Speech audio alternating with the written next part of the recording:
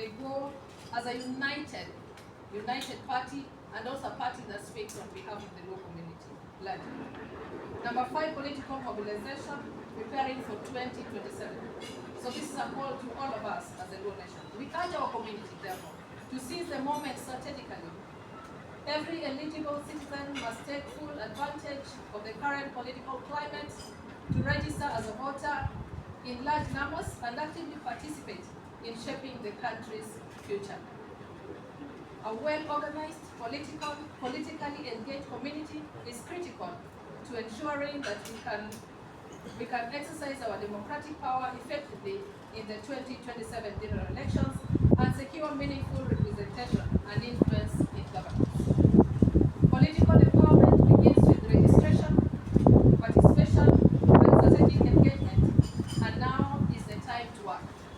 We have seen ID uptake happening in some areas within our region, and we encourage those of us who've not taken up ID and want to participate, and we are calling on you, especially the young people, that for you to participate in the governance of this nation, then you must take up your ID, you must register as a voter. That is the first step for you to participate in governance of the country. Number 6, honoring heritage and securing the future. Our community's political consciousness has been shaped by decades of sacrifice, resilience, and struggle. We honor this history not by remaining anchored in grievance, but by converting its lessons into strategic action. The current political truth reflects the maturity now required of Kenya's leadership. As professionals, therefore, we commit ourselves to a smart, unified, and strategic engagement with political power, seeking legitimate influence as a means to deliver development, justice, and opportunity for our people and for all Kenyans. So we are all calling to a courageous implementation, and our message, therefore, is one of urgency and responsibility. We call for courage in political decision-making, wisdom in unity, the deliberate inclusion of professional expertise in governance, and in the immediate implementation of agreed-upon reforms, which our friend Okango spoke about, especially the 10-point agenda. We stand ready to partner with all progressive forces in building a just, inclusive, and prosperous nation. That's the end of our statement. Thank you so much. I think it is fair to allow you to ask questions and also to give the members of the team an opportunity to add on a few issues that they think we should put across the forum. Maybe we start with the questions and then they can continue. Question. Yes. We've seen divisions in the ODM camp giving way to the emergence of two camps or various camps. This risks the opportunity for the coalition talks, the big coalition talks. What would you advise the various factions because of the risk that stands in the way? I'm sure my colleagues will answer, but just to answer you, we have said in point number 4, under political stability, and we have said within the ODM party, remember as your profession, some of us here are members of the party, some of us here are members, as I've said in the political stability point, some of us here are members of ODM party, others are members of the UDA, others are members of other parties. But we believe collectively that within the ODM party, and I've said we encourage unity, discipline, and strategic coherence in order to strengthen its position for negotiation. That is something that we encourage. But because we also live in a democracy, we believe that those issues will be sorted in due course within party structures. So we don't want to go into the details of how that will happen. But our advice is that as united party, strengthened party, a consolidated party stands a chance to negotiate with any other like-minded in a manner that they see fit only when they are united and stronger together. I think maybe, yeah. Unafikiri kwamba mivutano ambayo inaonekana ya kisiasa huenda ikawa ni njama ya kuhujumu utekelezwaji wa zile ajenda 10 ambazo ziliafikiwa katikati ya rais na marehemu Raila, na iwapo hilo ndio hali ilivyo sasa nchini, hiyo itaathiri vipi maisha ya Wakenya ambao walikuwa wanapaswa kufaidika na zile, iwapo utekelezwaji wa zile ajenda 10 ungetimizwa kama ilivyo? Dina, you want to respond?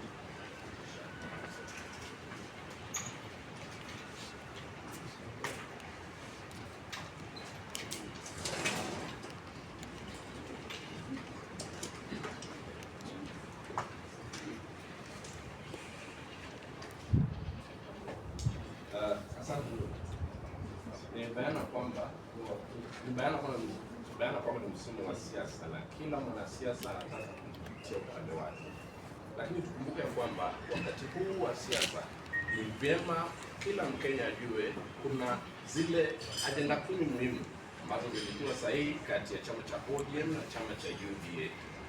Endapo kuna yeyote ambaye ana nia ya kuvuruga sio uhusiano bali lakini endapo kuna yeyote ambaye anataka kuvuruga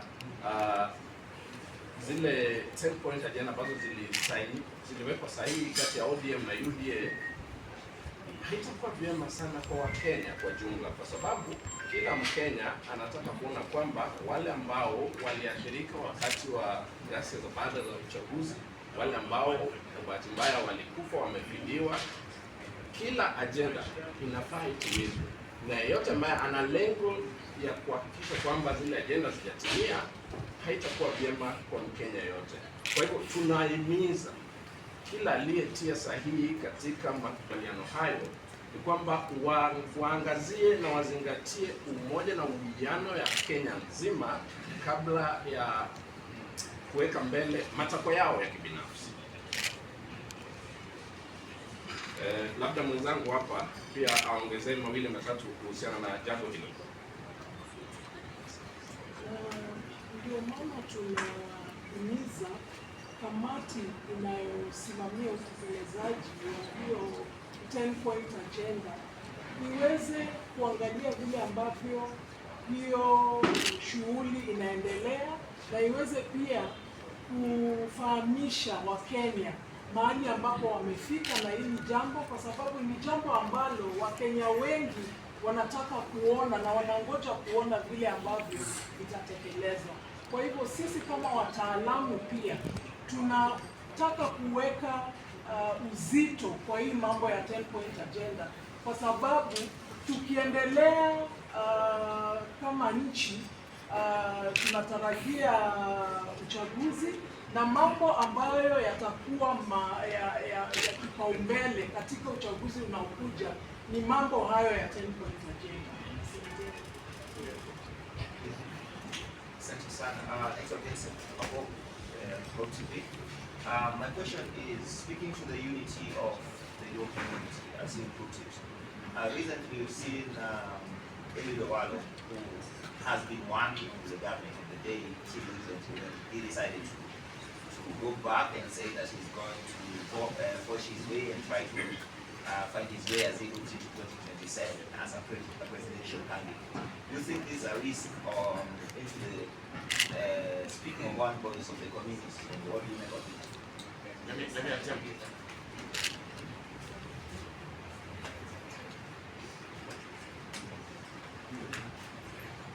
I think, thank you. It is important, by the way, to note that the provisions of law in Article 38 allows any Kenyan to participate in politics in a manner in which he or she feels fit. Any Dowalo, as an individual, has a right to do whatever he wants to do, run for president.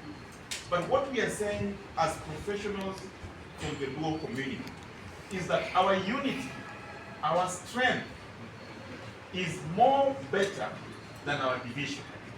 We are encouraging our people to come together, to negotiate together for the benefit of the majority that for a very long time been marginal.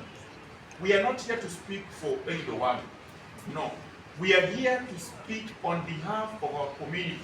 Professionals for a very long time carries the burden of the majority in the village. When something happens, they come asking for money to help them take children to school, for funerals, and therefore we feel as people that lead the community in various ways and our own way, we have a responsibility to give direction to our people, to guide them, to advise them for their benefit. So our unity is more important. However, individuals have got their rights that we cannot tackle. They can also decide to do whatever they want to do, but we maintain as professionals of that community that as we go into this politics, the professionals' voice is important. The professionals must now start engaging in how they are governed. The professionals must now start asking questions, must now start picking on issues that have been put on the table and following for the implementation. That's what we are saying. We are more concerned about the implementation of the 10-point agenda because it affects our people. We are more concerned about the unity of the parties that in our region because it affects our people. We are more concerned about the history of our community. A community that for a very long time has been marginalized in terms of development and even political. And today we have got a truth in this country that has seen our community work together with other communities. We encourage that broad-based arrangement. We encourage that arrangement should continue for the benefit of our people, for the development of our people. We are also saying that as we approach this election, you can't only be on the table if you vote. We are encouraging our young people, our old people to register as voters, to get voters registration, so that when we go to the election, we vote in numbers for the benefit of our people. We are not here, and I have to repeat this, we are not here to play party politics, but we are here to guide. We are here to give our perspective that is professional on the politics of Kenya. Na kwa Kiswahili, mimi ningependa kusema, kwa sababu sisi ni wataalamu ambao wanatoka katika jamii ya Kijaluo, tumetazama kwa muda mrefu sana kwamba hatujahusishwa kamwe katika siasa za Kenya na uongozi wake. Na ndio maana tumekuja pamoja kusema kwamba tunahimiza ushirikiano uliowekwa na aliyekuwa kiongozi wa jamii ya Kijaluo Raila Odinga na rais wa sasa William Ruto, hasa katika mpango mzima wa broad-based, kwa sababu tumeona matunda yake na tunatumaini kwamba uhusiano huu ukiendelea, basi huenda tukashikana pamoja, tukashirikiana pamoja na kupata maendeleo kama maeneo mengine. Pili, vile vile tumesema kwa sababu sisi tunataka kuhusika katika siasa za Kenya katika kiwango cha utaalamu, na tumejua kwamba kuna mazungumzo ambayo vyama vitakuja pamoja, pengine vyama vya ODM na UDA vikuje pamoja zishirikiane. Tunahimiza vyama hivi viwili kwamba umoja wa vyama ndio itasaidia katika mazungumzo ya kutengeneza miungano ya kisiasa tunapoelekea mwaka 2027. Shona, vile vile tumesema kwa sababu sisi jamii ya Kijaluo tumejua tunapotoka, tumejua pahali tupo, vile vile tumejua pahali tunapoenda. Tunasema hivi, kwa sababu siku zote tunaambiwa kwamba siasa ni wanasiasa. Hapana, siasa sio wanasiasa peke yake. Siasa inahitaji kila mtu ashughulike, kwa sababu wakati bei ya bidhaa inapanda, wale wataalamu ndio wanaumia zaidi. Wakati ufisadi inapanda, wale wataalamu ndio wanaumia zaidi. Ndiposa tukasema tusemezane, tushikizane, tushirikiane kama wataalamu kutoka maeneo hayo, na tushirikiane na serikali ya sasa, vyama vya kisiasa vote. Katika hii coalition ambao watu wanazungumza kwa sababu nauliza hapo, zitakuja mingi, watu watashirikiana. Lakini kama vyama vya kisiasa havitakuwa na nidhamu, havitakuwa na ushirikiano, basi huenda hayo mazungumzo hayata kuwa jinsi inavyofaa. Ndio maana wajua katika jamii ya Kiafrika wale ambao ni wachanga hawafai kuwadhulumu wale ambao ni wakubwa wao, na hata katika siasa wale ambao ni wachanga katika siasa hawafai kudhulumu wale ambao ni wakubwa wao katika siasa. Pengine ni mjomba wako, pengine ni kiongozi wako, pengine ni dada yako. Tunasema sisi kama wataalamu, mtazamo wetu ni kwamba umoja wa jamii yetu ni muhimu zaidi kuliko vita vya kisiasa, lakini tunajua kwamba siasa ndivyo vyombo vya kuchukua usukani. Ndio maana tunahimiza tushirikiane kama wataalamu, tusemezane kama wataalamu, na tuzungumze kwa sauti moja kama jamii ya Wajaluo, kwa sababu hilo ndilo litasaidia mwaka 2027.